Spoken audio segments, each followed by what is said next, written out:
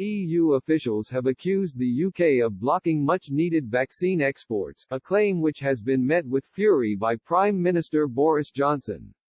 But what happened? Were vaccine exports blocked? European Council President Charles Michel has accused the UK and the US of obstructing vaccine exports in the latest row between the bloc and Britain.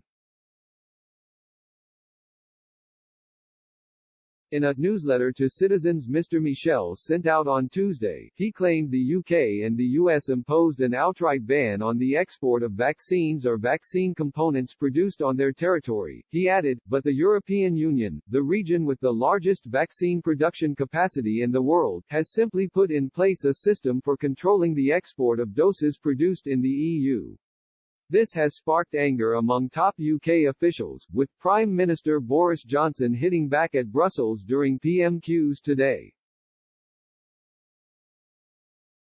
The claims from Mr. Michel follow an attempt by the EU in January to trigger Article 16 of the Northern Ireland Protocol of the Brexit withdrawal agreement to impose controls on vaccines.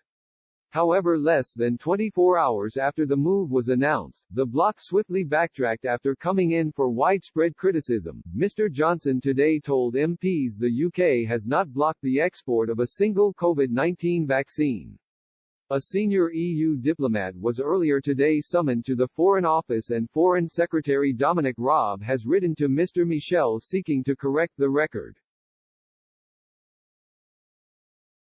Mr. Raab sent a letter to European Council President Charles Michel on Tuesday night dismissing any suggestions Britain had banned exports of the life-saving doses. In his letter, the Foreign Secretary said he wanted to set the record straight, and saying any references to a UK export ban or any restrictions on vaccines are completely false. Nicola Mannion, Deputy EU Ambassador to the UK, was summoned to the Foreign Office on Wednesday morning due to anger over the claim being repeated within the EU and the Commission, despite the UK correcting the record on each occasion. A spokesman for the EU delegation said, this morning, Nicola Mannion, Deputy Ambassador of the EU to the UK and Chargé d'Affaires at the EU delegation to the UK, attended a meeting at the request of the Foreign, Commonwealth and Development Office.